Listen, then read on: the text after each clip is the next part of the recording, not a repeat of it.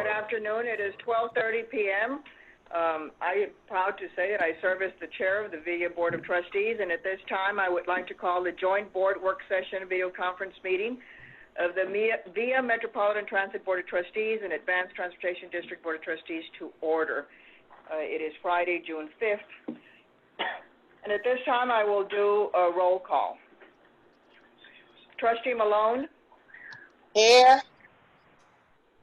Trustee Villanueva? I believe she's running late. Trustee Cooper? Here. Trustee Brown? Here. Vice Chair Como? Here. Secretary Johnson? Here. Trustee Gavito? Here. Trustee Marn? Here.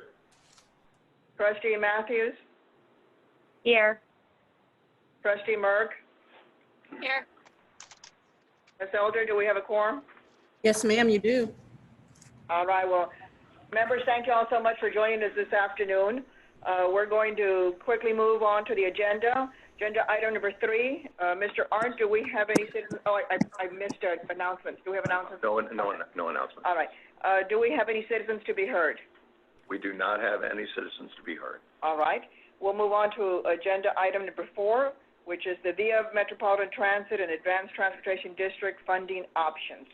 Ms. Horn. Good afternoon, Chair Andrade and members of the VIA Board.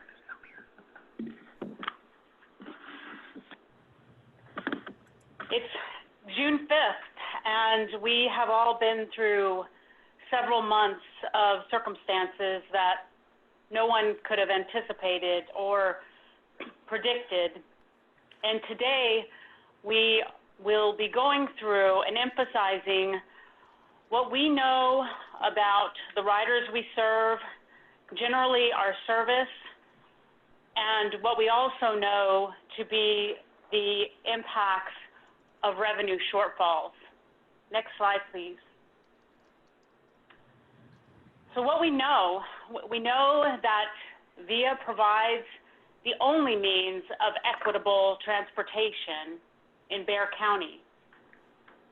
We also know, and we've seen recent news on the fact that the population of San Antonio is expected to grow, and it has also been shown the second highest growth of any city in the U.S. VIA is the most underfunded major transit agency in Texas, and the continued revenue shortfall is certain due to the impacts of COVID-19. And in order to keep our service levels as they were before COVID-19, a new revenue stream is needed. We're going to be talking today about the essential service that we provide to our customers, and also what this revenue shortfall will look like. Next slide, please.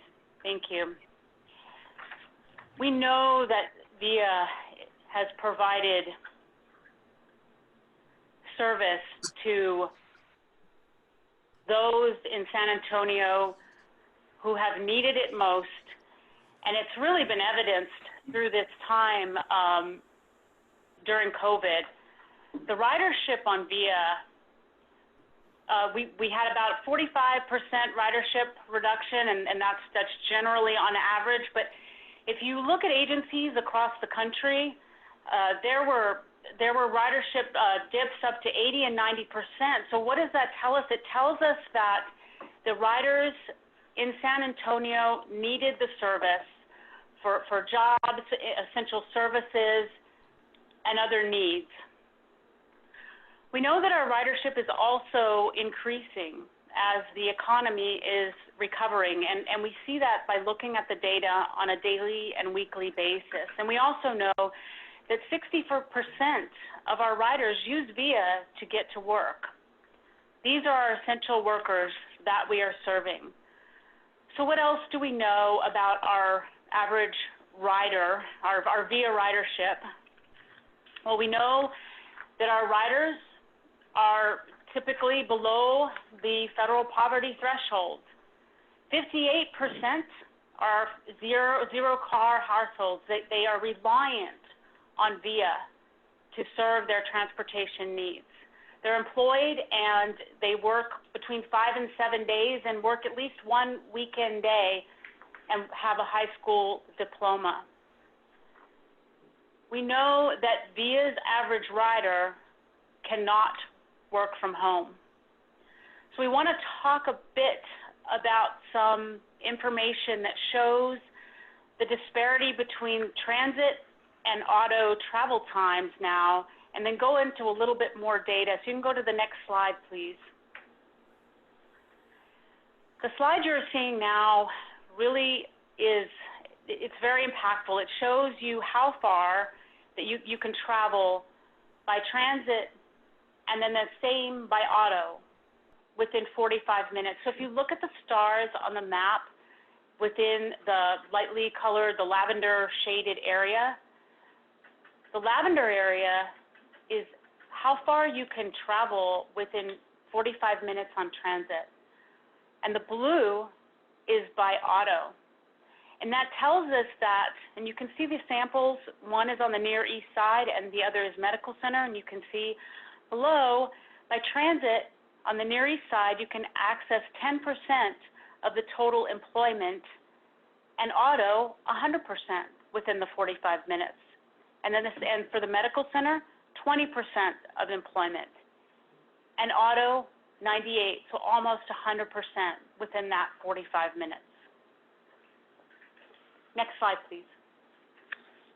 And so, of course, if you don't have transportation and you want to have a job, sometimes you have to go beyond the 45 minutes. And so the Rivard report, in the series they did on economic segregation in San Antonio back in early March, did a discussion of a young man who commutes on VIA. He has no car, and he talked a bit about what it takes for him to get to and from work.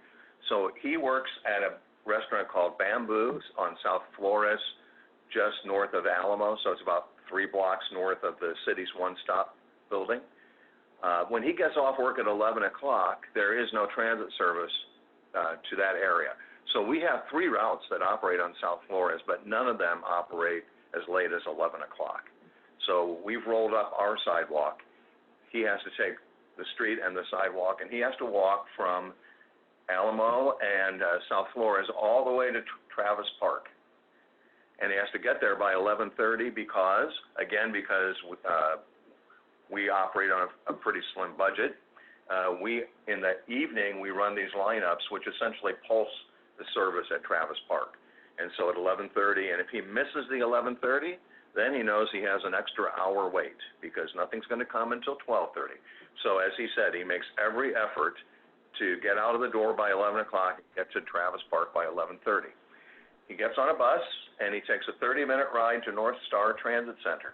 When he gets to North Star Transit Center, the route that serves his neighborhood also is not running. It's now midnight. And so he walks 3 miles from that transit center to his home. He recounted that he actually hurt his ankle, but he said, but I still had to do this because I had to put food on the table. So on an injured ankle, he made that 3-mile walk home every night. These are the kinds of circumstances that people who don't have options face in order to reach work. And so in a moment, later in this presentation, we're actually going to have someone who can recount their experiences of a similar nature. But right now, I'm going to hand over to Manjiri, who will give you some of the data behind this. Thank you, Jeff and Kathy. Next slide, please. So we are now shifting focus post-COVID, what it looks like. With the funding shortfall that we are going to experience and the difficulties that we experience today, we can no longer afford pre-COVID service levels going forward. So our budget impacts are to the tune of $126 million over the next 5 years. That is estimated. Based on that, we looked at route performance and rider profiles to come up with a plan for 15% service cuts. What does it mean? 15% service cut is 15% less hours of service on the sheets. We decided to preserve heavy ridership routes. That's where our core ridership is currently today. Then the next difficult choice we have to make is which routes to eliminate, which routes to consolidate, and which routes we have to reduce frequency of service. So looking at that, next slide please, we also looked at hard route performance and service standards that we look at.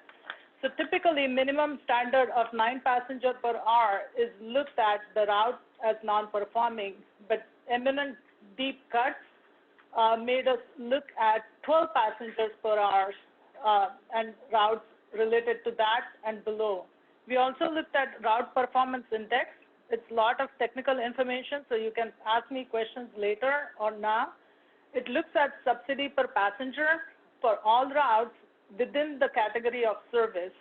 So if it is 0.5 or less, it's unsatisfactory performance. 1 or below 1, it's below average. So we looked at routes below 1 for performance, and then we looked at if we are going to cut routes, then what do riders say on those routes? And that is based on our VIA origin and destination onboard survey in 2018. Next slide, please. Next slide. This is a busy slide. It has 2 tables.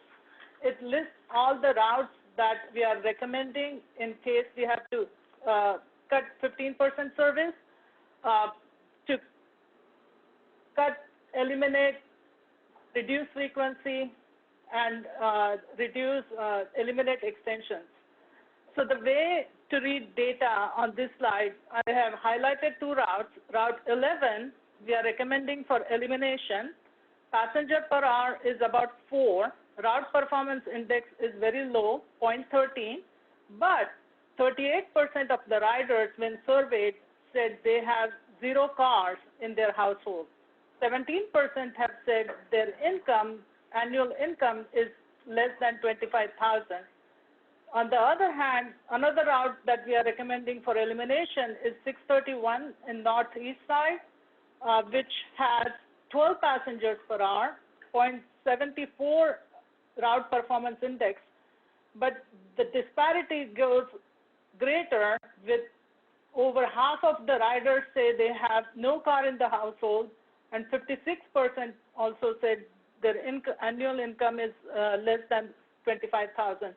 So we are talking more about people. So it might be a number to us on the green, it's just 12 passengers per hour or 4 passengers per hour, but the reality is they don't have access to car, and that impacts their lives.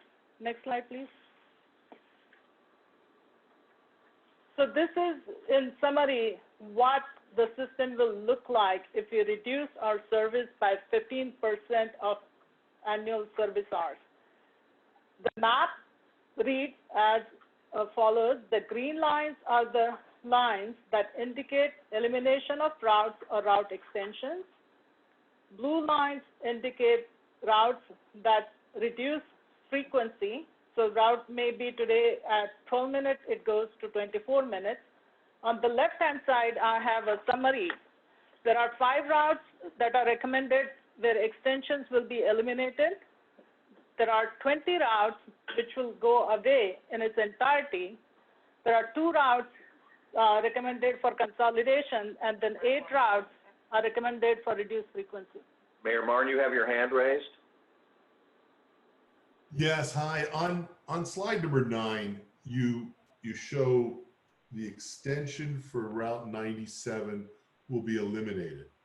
Which specific section or extension of 97 will be eliminated? Because that may be the only time a VIA bus transits the city of Chavano Park. We've made such strides in the last 3-4 years, expanding service to suburban cities. And it may be counterintuitive at first because you think, well, some of the suburban cities have a higher car ridership, but many of the businesses that are in suburban cities are bringing their employees there via, and that will be a big problem. And we may So lose. you bring, I want to say that the extension through Chavano Park is not recommended for elimination. When I talk about extension, it's the rim area. So there are two extensions. The route is complicated. It goes through Chavano Park, and then it goes beyond that.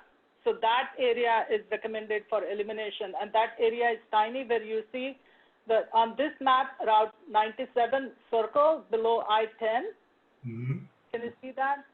That's the tiny portion. That's the extension.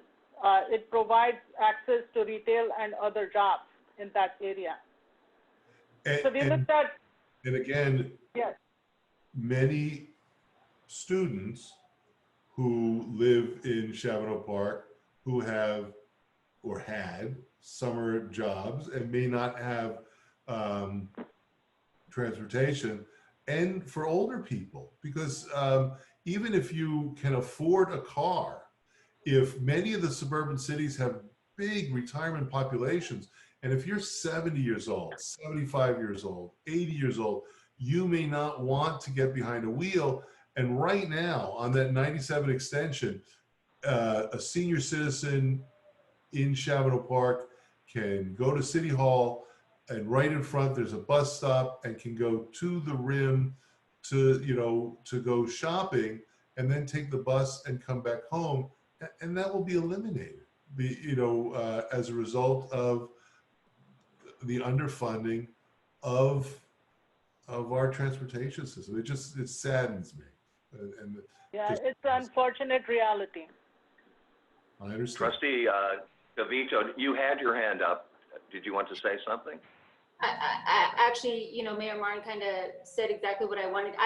I used to ride Route 97, and so I was curious when it said extension segments eliminated, what specifically that meant. But I think Mayor Martin summed it pretty nicely, because when I would ride 97, there are a lot of people going downtown or going to and from work. That was a busy bus. Let me acknowledge that Trustee Villanueva has joined us. Yes, my apologies for being tardy. Yes, so I acknowledge your concern, and I would say that those concerns are there in our minds as we plan this service. And it is very difficult to give this presentation and tell you that a lot of lives are going to be impacted. So, Share your story. So let me share my story. Just bear with me. I moved to San Antonio in 1998 as a young person, immigrant, just out of UT Austin, raring to go in the job market.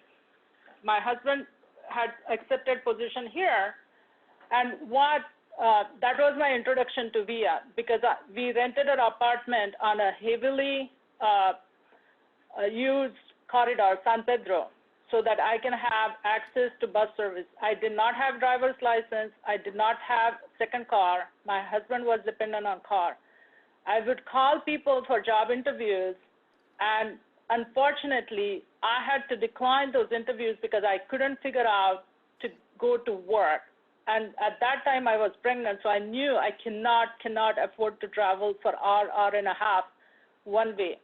So I chose not to go into workforce because I couldn't make that work for myself. So I definitely understand what is going to happen, and it just tears my heart, because I have been through that situation on being frustrated that I have a job interview, but I can't go there. And if I have a job, then I can't get there. My first job in San Antonio ended up to be on transit line, but my second job was UTSA as a lecturer. And every time I had some issues, my husband had to take time off to drop me for my lecture so I could be there on time.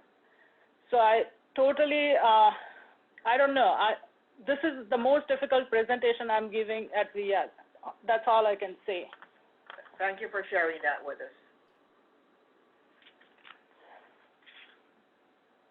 So, next slide, please.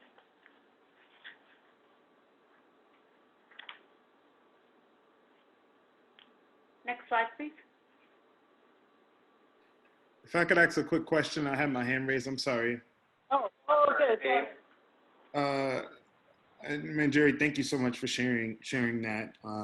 I think it brings a whole lot of perspective before we even move on to the next slide. Just looking at this slide, my question quickly would be, have we considered, and if so, if you can walk me through that process, but have we considered an expansion of VIA Link in some of these areas or throughout some of these routes?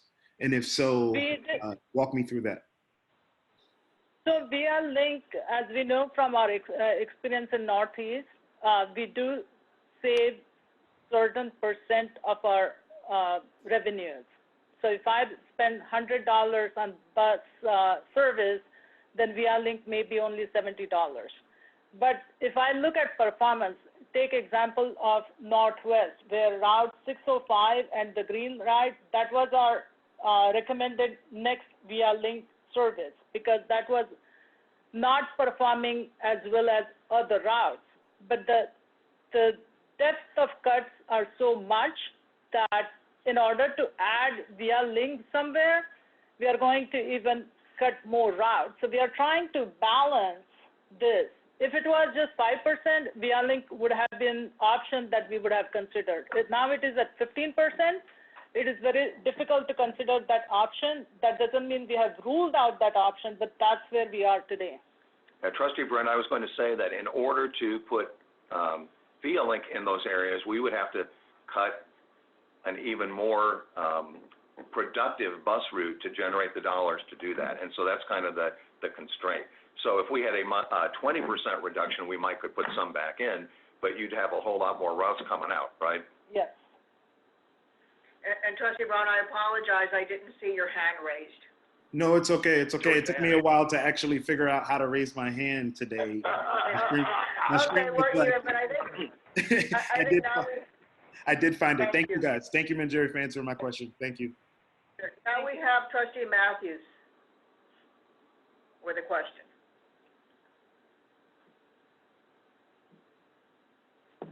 I think she's still on mute. Trustee Matthews? Can we unmute her from here? One more up. Well, I see that, but that's Oh, yeah, that's right. yeah, that's on the phone. But yeah, we don't have the map. Okay, I'll text her. Okay. Go ahead, continue. So, Sam, can we go to the next slide, please? So this slide just indicates, zooms in into west side of our town, and it illustrates 4 routes that we are recommending for elimination. And the reason we looked at this is to illustrate that when you eliminate routes, people have to walk quarter mile or half mile for another route. So yes, they do have a transit access in our planning language, but the impact is greater because once they walk to the nearest route, because we are impacting lot of routes, they are going to take longer travel time to get to their destination, or they may not even have a destination that they can access by transit. Another point I would like to illustrate here is when we, if you look at Route 89, it has a buffer which is on the left side of the map, and then there is Route 90 as alternate option. So as we move forward, we may have to look at what are the existing routes. Can they take some of the segments of the routes that are eliminated? So that is the next step we are going to go through. So it provides you access. This is a very dense transit network. It will provide access, but the level and quality of service is going to go down, and it is going to impact lives. Can we go to the next slide, please? So this is a statistics, so hard numbers. So what these numbers say, the blue table, annual service hour, just indicates that we are going to reduce service by 15% in terms of annual service hours. That says we are back to 2015. Then we had roughly about 1.6 million service hours. So that's a 5-year backwards. That's significant. Second thing is a black big table. We have average daily ridership about 100,000 boardings. 13% of those boardings are impacted. That means lot of people have to make different decisions, different trip patterns, and then different way to travel to work. They may have, because of the reducing frequency, their wait time is going to be longer, their travel time is going to be longer. It's just more time before they get to work. Hold on. Trustee Garrido, do you have a question or a comment? Yes, I'm also helping with Jordana's question. So looking at the plan, can we see how it would change if we were to do to scale mobility on demand or via link and also Vanpool? Is it possible to look at the route elimination with those lenses? We did look at it with those lenses. We did consider that. But with respect to mobility on demand, well, Vanpool or mobility on demand because it's a van operated. Right. If we made these service reductions, right, and then we added mobility on demand back, we wouldn't have the money. So in order to add mobility on demand back, we'd have to cut some more productive routes somewhere else. And that's why right now, at least, we're not doing that. But obviously, all of this can be fine-tuned over time. Mm-hmm. This is just a presentation. But when you put mobility on demand back, it's not free, if you will. Right. We're trying to get out. You know, Manjeri said to me, well, if I put mobility on demand here, I may have to cut this route, which is like 3 times as productive as the mobility on demand would be. And so that's kind of the trade-off. That's helpful. Thank you. Trustee Villanueva, you have a question or comment? I just have a reconfirmation. So Jeff, I just heard your statement. So essentially what you're saying is the fixed route service is the least expensive and most effective for a large majority like our city here in San Antonio or Bexar County as a whole. Is that correct? It depends. The question is if fixed route service is least expensive and most effective for majority of them. For an urbanized core, correct. Yeah. That's why when we looked at mobility on demand, Trustee Villanueva, you know, we always kind of look outside the urbanized core, right? Where mobility on demand might be the most cost-effective way to meet those areas. But yes, absolutely. Okay. I just wanted to confirm that's what you were saying. And I mean, it is also We've got a breaking because we have to remember that these are our frontline workers. Oh, okay, I'm sorry.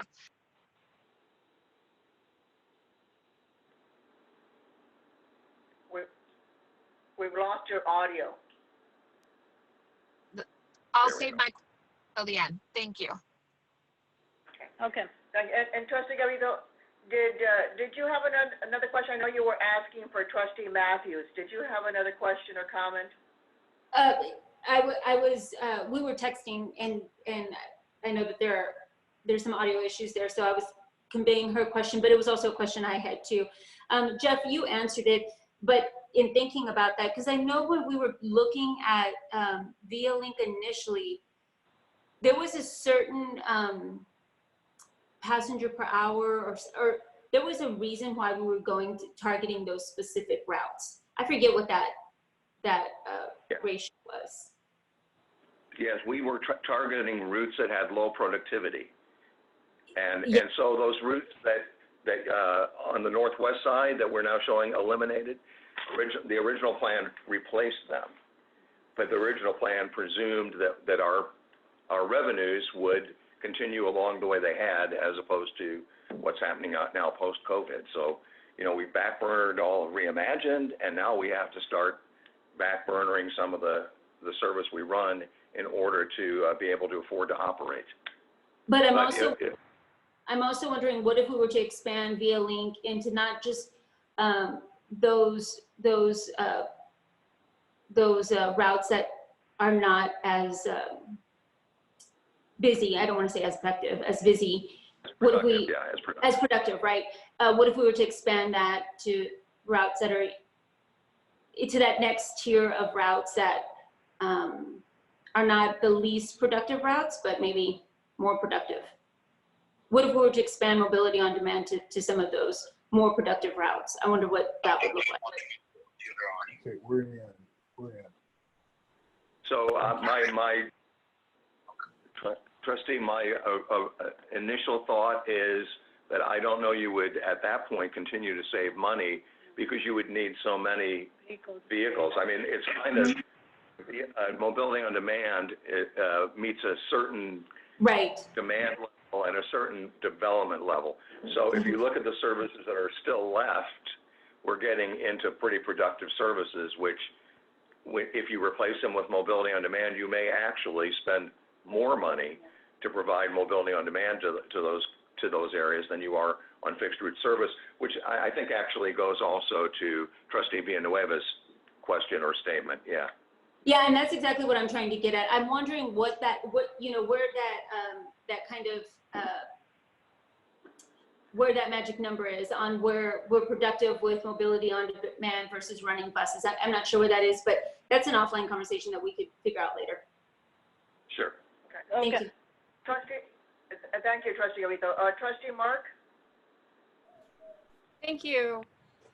I was wondering, I know there's still more to go. We haven't got to Paratrans yet, but seeing that service reduction, like in this scenario here, is about 15% reduction. But I recall from the work session with the 5-year financial kind of preliminary impact report that it was recommended like 5 to 10%. And even at that time, you had kind of said you thought that was still, we were being very conservative in estimating that much financial loss, that we would maybe not have to make up that much for it. So I'm just kind of wondering, in my head, I was mentally preparing for 5 to 10%, but this 15% seems like a big jump. And I'm wondering, did I miss something? Has something changed? Well, at 5% and then a following 10%. So those are additive. Those were additive. I thought the report suggested, okay, I guess I missed that. I thought it was a service reduction somewhere between 5 and 10% from our work session. No, the original thought was that we would have to move in with it 5% almost, at our next opportunity, and then the other 10%. You know that the CARES Act funds were all calculated into what we've talked about. And the CARES Act funds are really the only reason that we're not out there cutting service right now. Because if we didn't have the CARES Act fund, we would be in financial straits at this very moment. So what the CARES Act fund does is allow us to have a little time to work these things through thoughtfully and still be able to continue operating. But as you'll recall from that chart, by the end of 21, we were in deficit. So we have to make all these changes essentially between now and the end of FY21. Okay, thanks. Thank you, Trustee Mark. Please continue. Thank you. So the couple of other things on this slide is number of bus stops impacted, over 1,000 bus stops, and we just concluded a good shelter program, and now we have to go back and remove 160 plus shelters. So that's the work we put in, and as I mentioned, we are going back to 2015 service levels. That means we have to take care of our other infrastructure investment and other investments. So it also not only affects our service, our customer, it may affect our employees, as I have as we go further, I will be able to quantify, but at the preliminary level, employee positions impact for bus operators is about 165. And then corresponding to that, we have mechanics, we have vehicle technician, we have support staff, and we have admin staff. So because of the deep service reduction, the employee impacts are going to be across all positions that we have. So that's the other reality we are facing. Next slide, please. Mayor Martin has. Oh. Yeah, Trustee Martin? Yes, and sorry to interrupt again. You know, I'm listening to all of this, and I'm just wondering, has this been briefed to the leadership at both the city and the county? Are they aware of this? Trustee Martin, we have, this is the first time that this presentation has been, that the staff has presented to the board, and we always do the board first, and then we will take it out. Thank you. All right. I mean, as soon as possible, this information needs to go to the people who are making larger decisions for the budget for the entire city, because, you know, giving people, you know, work resources, you know, work training, that is fantastic, but they can't walk there. You know what I mean? That's the, yeah. I'm. We have made them aware that that VIA is facing a budget shortfall, and we have begun those discussions, but we have not presented this particular presentation to them, and we will do so soon. Thank you very much. So I gave you all information about our fixed route service. ViaTrans service follows fixed route service. So whenever we have a fixed route, we provide ViaTrans service within 3/4 mile of a fixed route. So as indicated on this map, the pink color is our buffer. Pink and yellow shows the ViaLink. That's our buffer for pre-COVID service level for ViaTrans. That's the footprint. And as we shrink with 15% service reduction, you see this blue blob of new service area. So it does impact our ViaTrans clients. So currently there are over 16,000 ViaTrans active clients with direct access. That means they are in our service area. With the new proposal, 15% service reduction, we are recommending that ViaLink service should not be provided with ViaTrans, as the other pink areas are also going to lose ViaTrans service. And the impact is about 1,400 individuals who will have no direct access to ViaTrans service. So with this kind of system change, we are impacting our regular riders, but we cannot forget about other riders who depend on our services, such as ViaTrans. So this is a concluding summary slide. Service cuts are required without additional funding. 1/3 of a system impacted, so 35 out of 90 routes are impacted. Over 115,000 people will lose access to transit within walking distance. 1,400 people with disabilities are affected when access to ViaTrans service becomes limited. There are many, many people who would be impacted, and their boarding experience, they will experience longer wait time and longer trip time.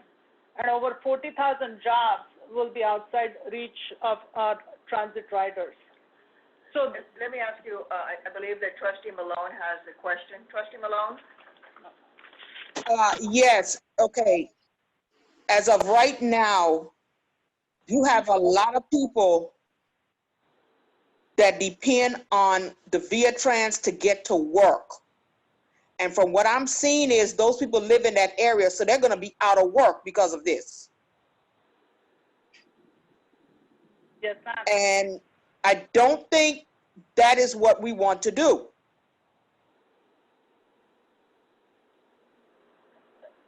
Because I'm looking at, I'm looking at Lighthouse.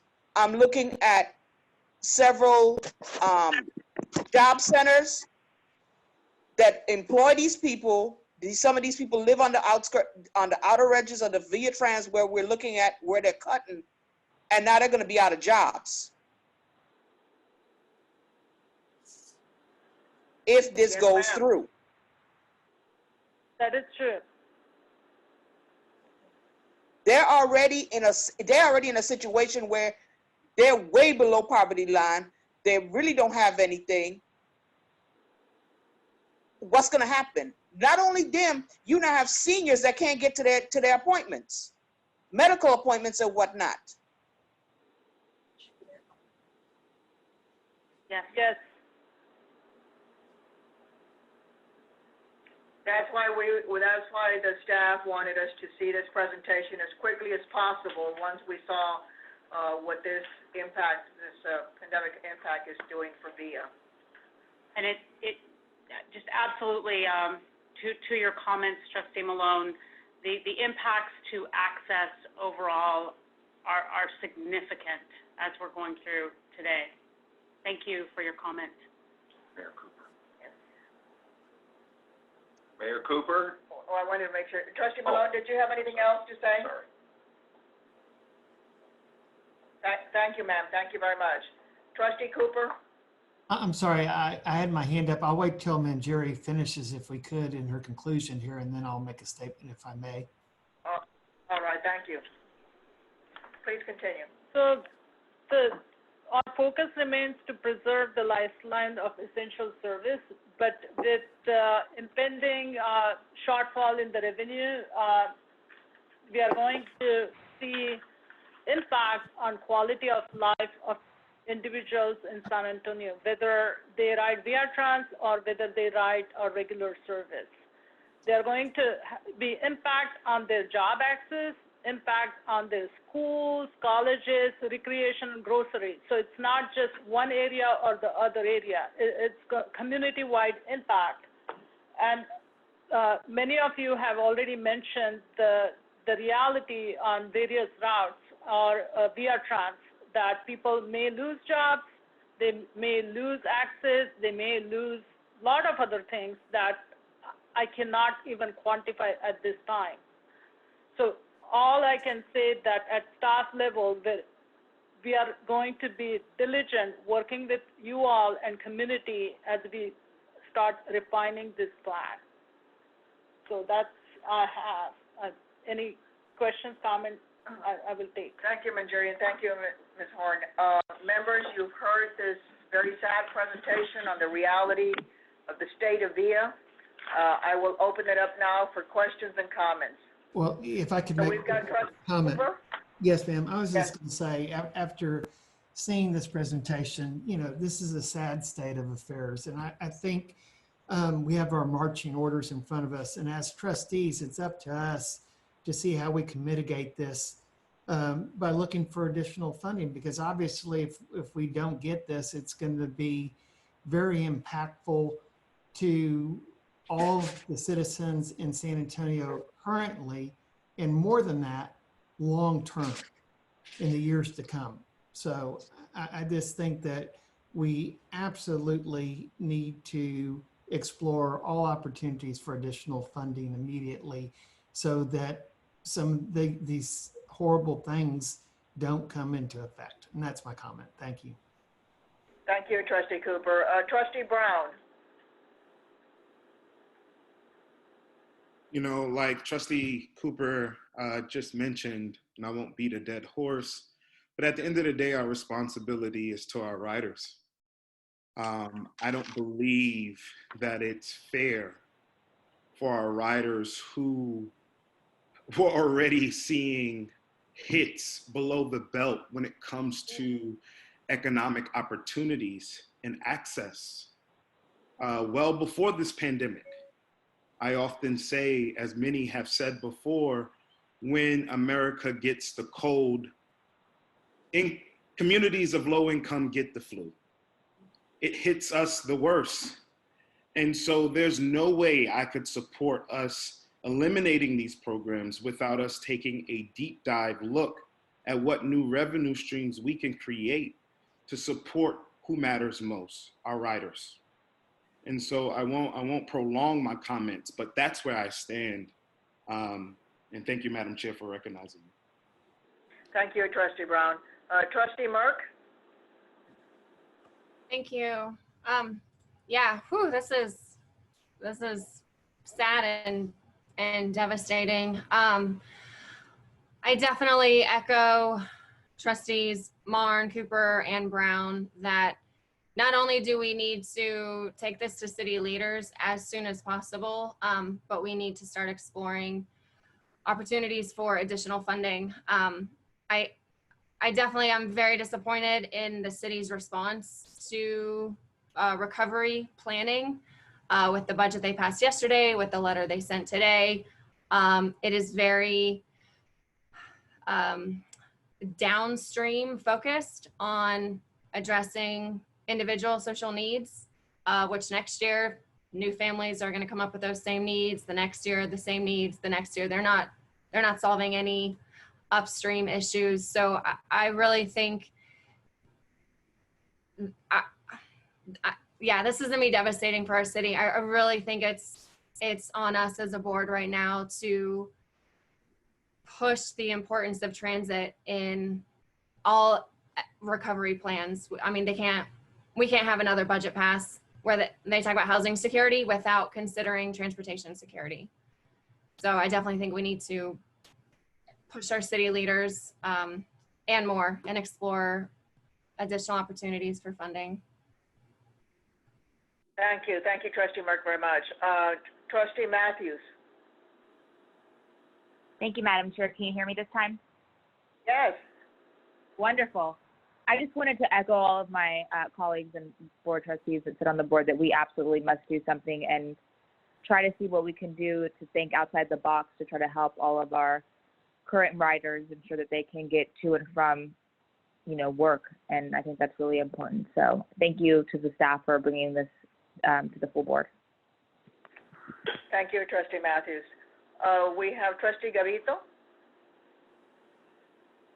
Thank you. I think in our last VIA board meeting, we looked at our financial outlook, and to me, in my right conscience, I don't think that we can forego any additional funding opportunities because of these impacts to our riders. I mean, this was a grim report, and Manjeri, thank you so much for putting it together, because I think it spells out exactly the state of our transportation, and none of us, and nor would our city and county leaders be happy or pleased with this. I don't think in our right conscience we can move forward like this. I think the writing's on the wall.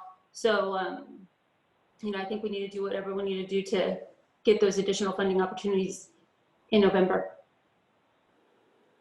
Thank you very much. Trustee Villanueva. Thank you, Madam Chair. I hope you can hear me a little bit better. Yes. So I've been devastated by, all of the material that's been shown. And even in previous meetings, we knew this was coming down the line with COVID being in front of us. But I feel like very strongly that we cannot turn our backs on the community members that we represent. And there has to be more. But I also know from the trips to Austin and accompanying the staff also in DC that opportunities for funding have to start here at home. If our own city and county does not support us and they are not providing avenues of support, we are going to be at a loss at the state and federal level. And while it pains me to say that, I know that it's true. And unless you tell me different, the staff, VIA has not been a part of any of the task forces. We have not been part of any of the conversations related to the city and the county's recovery, unless there has been some reports that I don't know about. But I know I have inquired on my own, and the feedback, I haven't gotten any feedback at all from my elected officials. So I feel like as board members, it is our responsibility to stand with each of our riders because they need us, because this is going to be devastating, not only to the people that ride, but to their families. And myself, as thank you, Manjuri, for your story. I have a very similar story as a single parent and living in public housing. I was extremely dependent on public transportation for a very long time. And so we just cannot stop here. We have to go. I think all of the board members need to go visit each of our council members and help to educate them on the real story and the real impact of what's needed during this recovery. Thank you. Thank you, Trustee Villanueva. Trustee Marn.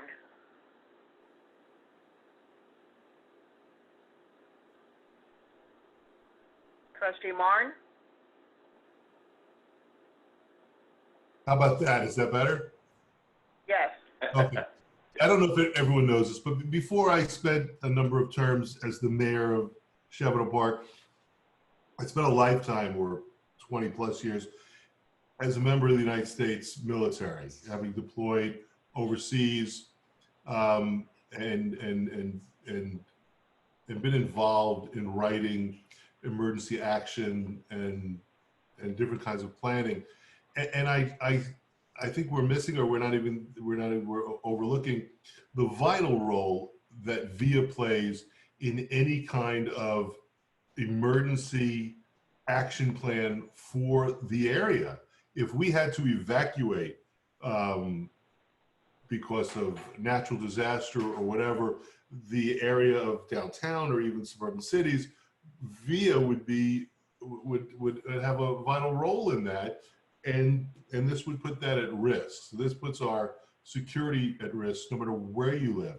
I remember when there were large-scale fires in the near downtown, that VIA was there with buses to move residents of old folks' homes. And if there was tornado, hurricane, or anything, I'm sure that we have emergency action plans in coordination with the city in order to do things like that.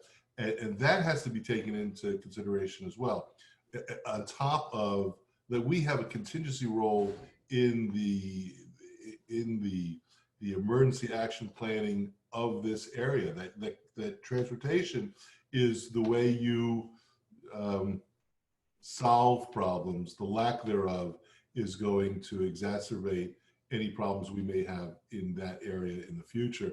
And just as a public safety issue, we need to have a robust transportation program within the county and the city.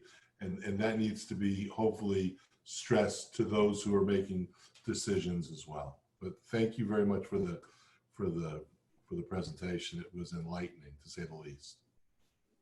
Great. Thank you so much, Trustee Marn. Trustee Malone.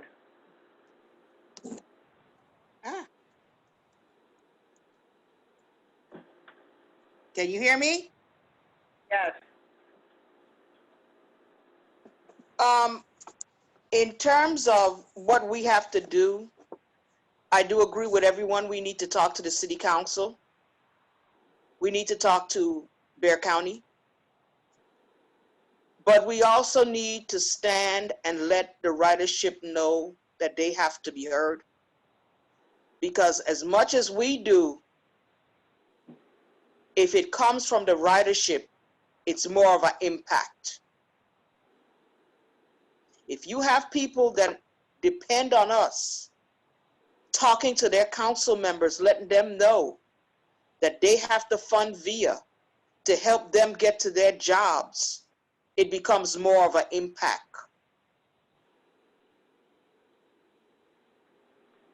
And I say this because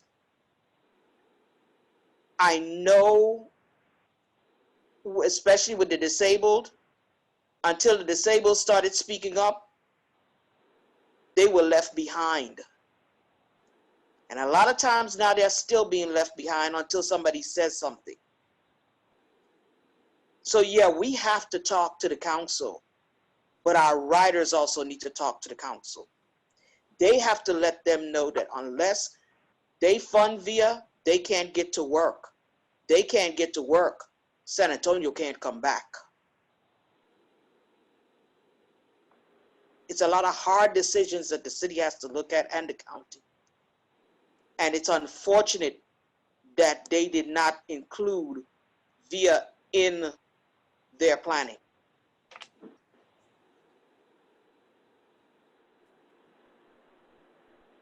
Thank you, Trustee Malone.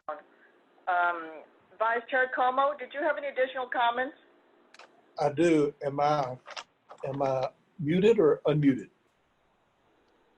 Can you we hear hear me? you. Yes, sir. Okay, very good. Do I have any comments? Absolutely, I have comments. Well, you hadn't raised your hand, so I thought that I should acknowledge you at least. I was offline for a while, and Raul helped me get back on. So thank you very much, Raul. You're a lifesaver. Let me start by saying I could not be prouder of my fellow trustees and the comments that you have made today. And Minjari and Christy, your personal stories are what we're all about.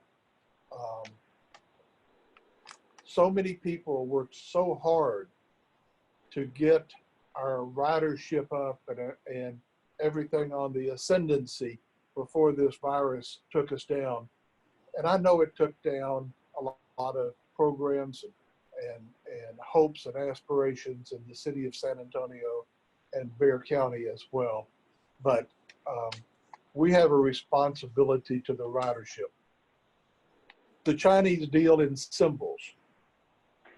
And sometimes a Chinese word is made up of two other words. And I'm just going to use this, if you can see it. Can you see my hand? Because I can't. Okay.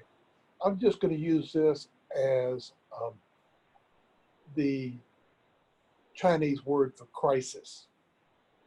And it's made up of two other words. And most people, when you think of crisis, think of the word danger. But how many think of the other word that makes it up? And that's opportunity. And I don't know if you can see this, but a few weeks ago, I couldn't move this hand at all. We have an opportunity here. An opportunity, and we have a responsibility.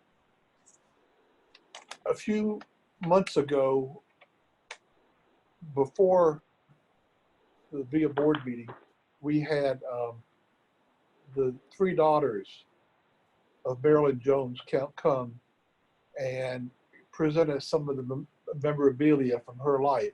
She was VIA's first chair. And one of the things that she gave was her master's thesis at Trinity University. And it was based on how we came about having the 1 cent sales tax in the first place. And Marilyn Jones and former city council member Glenn Hartman, the father of Gordon Hartman, and many other civic leaders banded together and went to Austin and were able to get that 1% sales tax.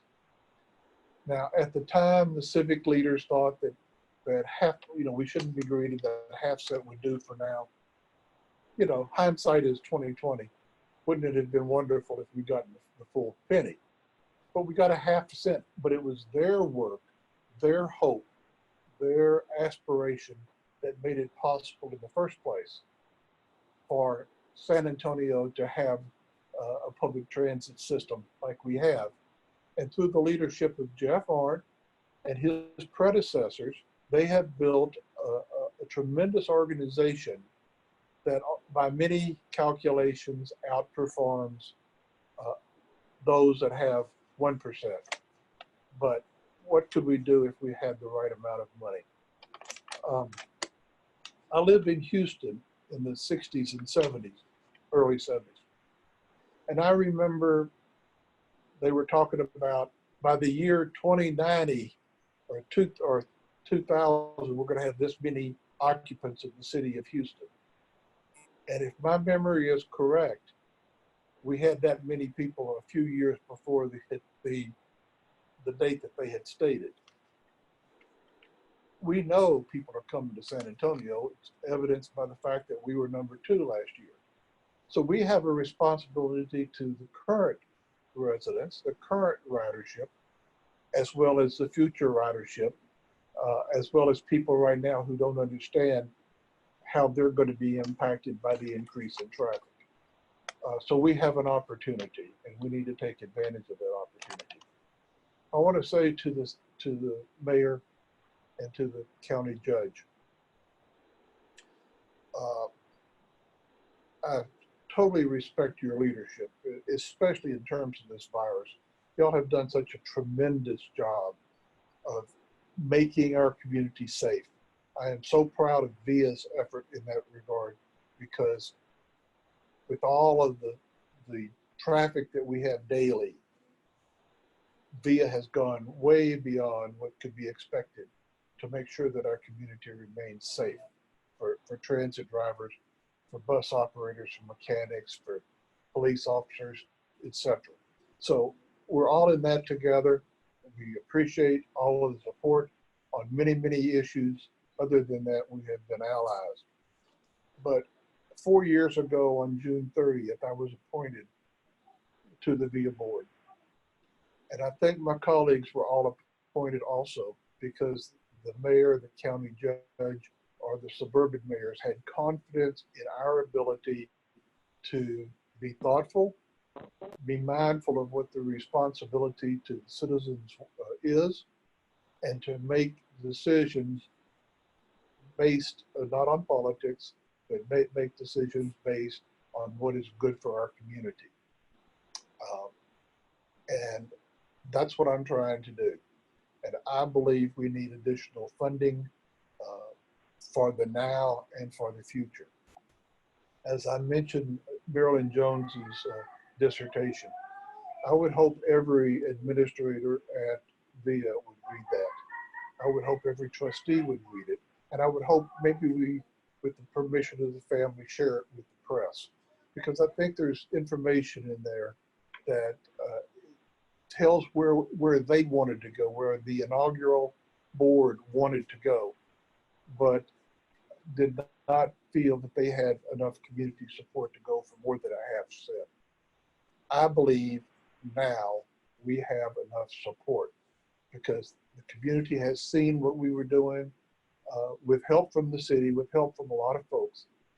And I just hope that the mayor and the county judge will see what our mission is, that we are true to the mission, and that they will go with us. And I would ask, I see Jeff, I see Cammie, I see John Gary, I see Najari. I don't know who else may be at the table. But I think you see me out here in outer space. And so Yes, we do. my question to y'all is this a go or no go? Not asking a political question here. I'm asking, will VIA have the ability, or does VIA have the ability to have a proposal ready to take to the voters in November of this year? Is that a go or a no-go? Trustee Como, Vice Chair Como, I will tell you, staff is working diligently on trying to put together a presentation that we can take to our city and to our county leaders, and most importantly also to the community, for them to understand what an important role we play, and that we are all in this together trying to restore our economy. And we realize that we are aligned with the priorities of this city, but we also don't understand how you can be successful with those priorities without a public transit system. Good. So, well, Madam Chair, as I stated the other day, no one in this community has a greater pedigree on transit issues than you have. And I will be proud and happy to follow wherever you lead. Thank you. Thank you. Thank you, Thank you, Mr. Vice Chair. Secretary Johnson. Thank you. I don't know if I'm going to be able to get all the way through this. Let me start out by saying, in listening to the comments from my fellow board members, how proud I am to serve alongside you. You are a wonderful cross-section of our community, and I couldn't be prouder. I'd also like to say that to VIA employees, that you are providing a vital service to our community, and especially to our frontline employees who are providing that service at personal risk to themselves and potentially to their families. You're heroes, and that means a lot to me. I thank you for that. I hope that based on the that line of thinking, that one of the things that we can talk about as we go forward, that any commitments that we made to, especially our long-term employees, some of whom have been with us for decades, that we will not take any action that would have a negative impact on any future benefits that were promised to them. With that being said, I think all of us are here serving because we love our communities, and we know how important access to opportunity is to the quality of life of the folks that live in those communities. I've heard personal stories today from some of you, and I know that, you know, people that I know and care about have been impacted in similar ways. I had a high school friend recently who lost access to a vehicle, and, you know, seeing his Facebook posts about his struggles to get to work on VIA under our current system, you know, going from a 20-minute commute to a 90-minute to sometimes 2-hour commute, depending on, you know, whether or not he missed his transfer. It's just gutting to me. Time with your family, time with yourself is one of the most fundamental quality of life issues that I can think about. And it's something that we can positively impact simply by being there for people in a physical sense. It just makes sense to me to continue to provide that service.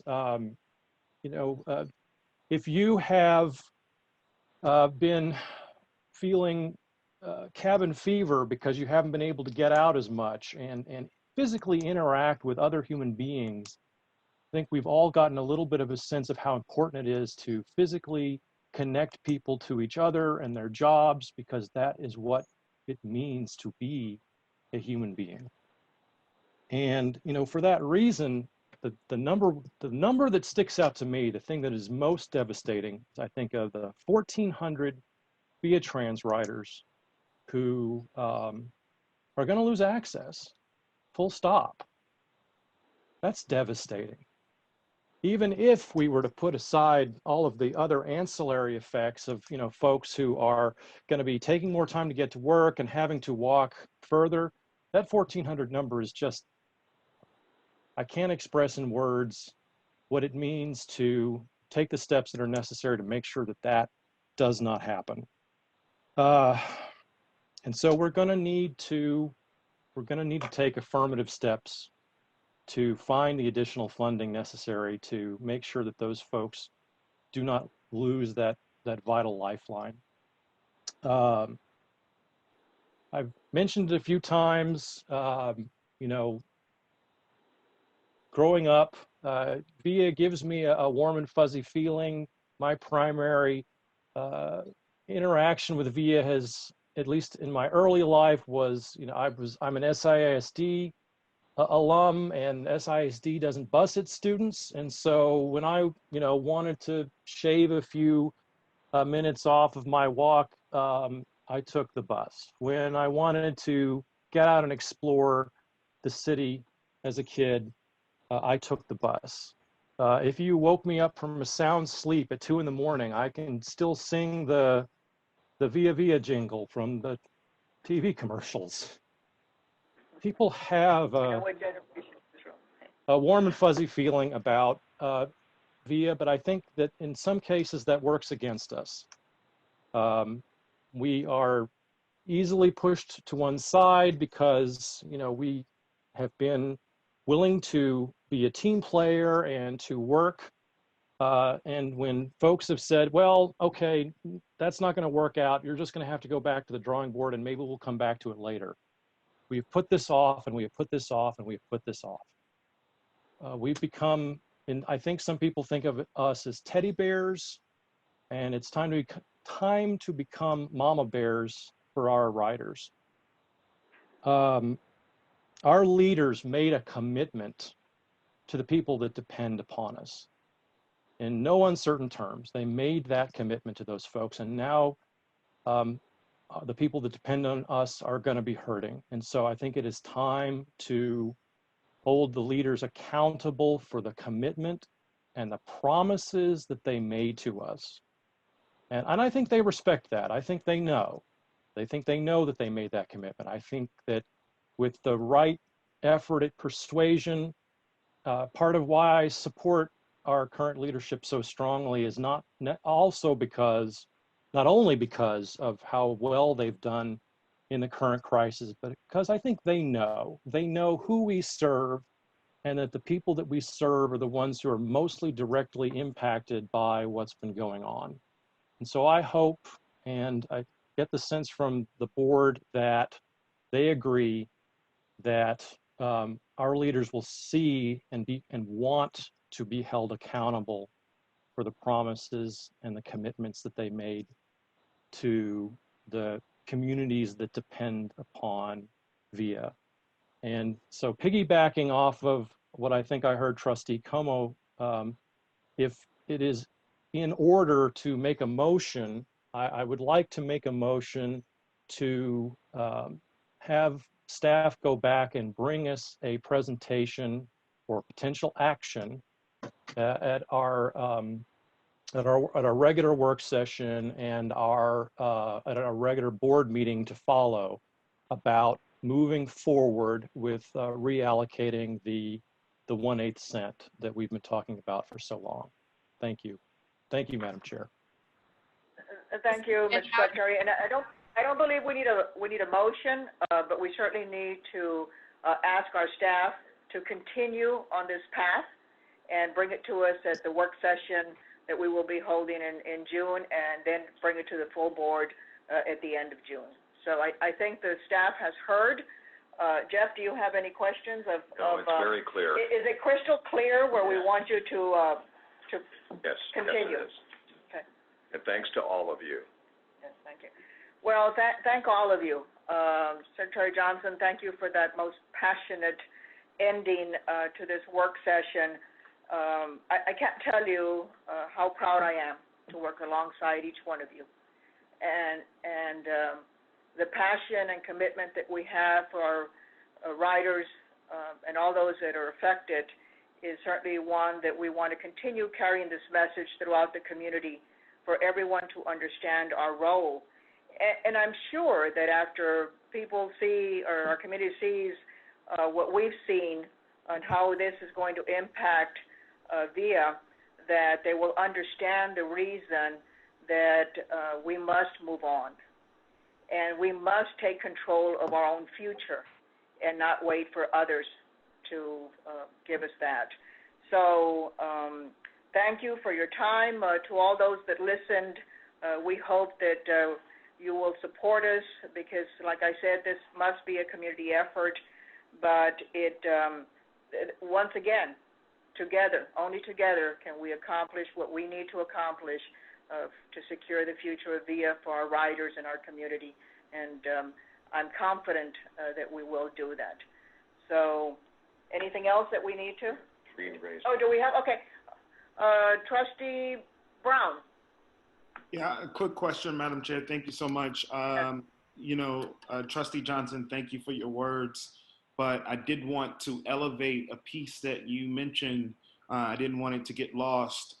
Jeff, Trustee Johnson mentioned making sure that we are ensuring that we are not eliminating any options and opportunities from current and/or past staff. So that's specifically our deferred pension plan. As we continue to have this conversation, I don't think a motion would be appropriate, but I would highly suggest that we look at removing that from potential options. Our people, as we talk about our riders, our VIA frontline providers, our employees, our team members, our family, we have to consider them first as well. And so as we continue looking at potential options, I strongly encourage staff to look around that as a potential cutback or freeze. Thank you very much. Okay, Trustee Mark? Thank you.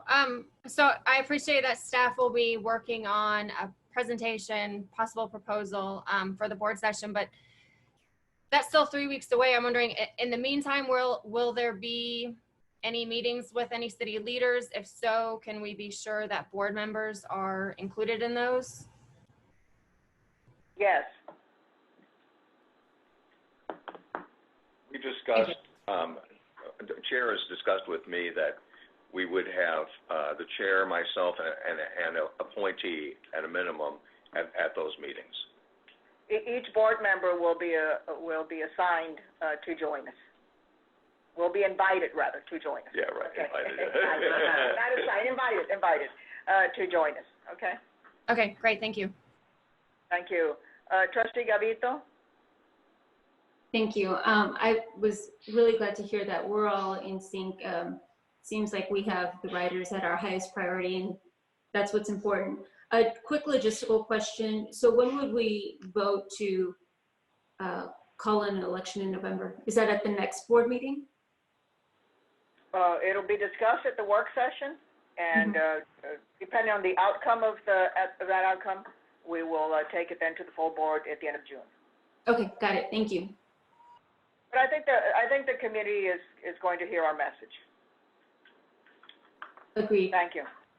Thank you. Trustee Marn?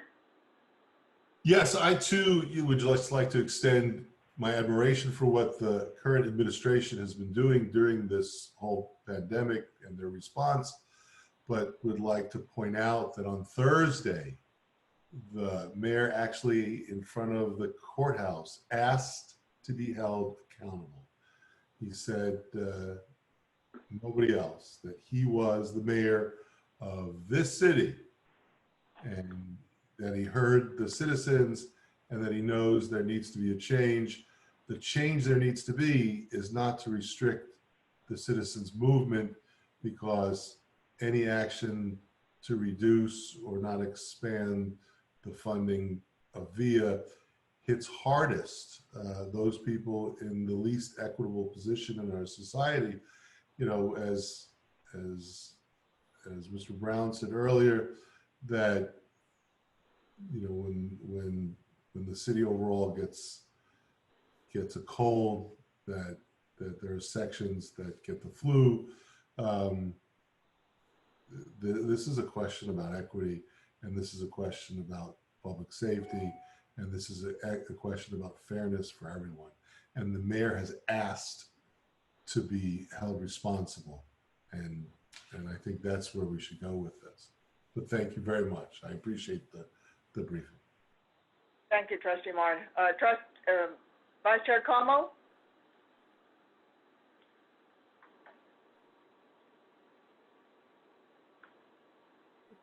If not, Secretary Johnson?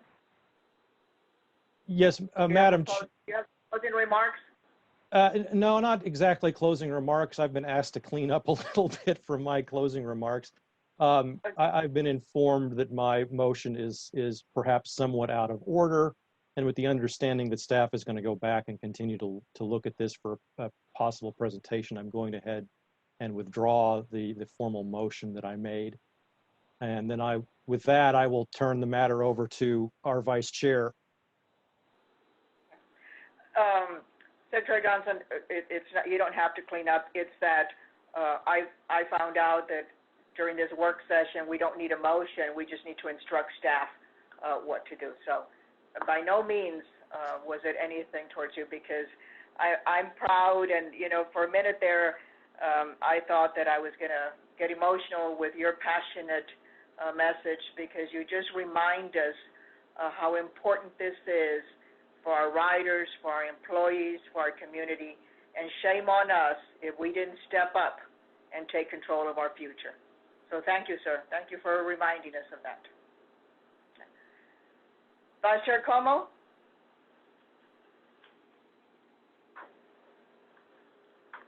Come on. No? You're muted. He's perhaps in orbit. Okay. Okay. All right. There he Sorry. goes. I'm sorry. Okay, good. So Yeah. in a few months, there's supposed to be a spacecraft launched towards Mars. And, you know, millions of dollars have gone towards this space project. And if they're not able to launch it within a certain time frame, it'll be something like 2.5 years before they can launch it.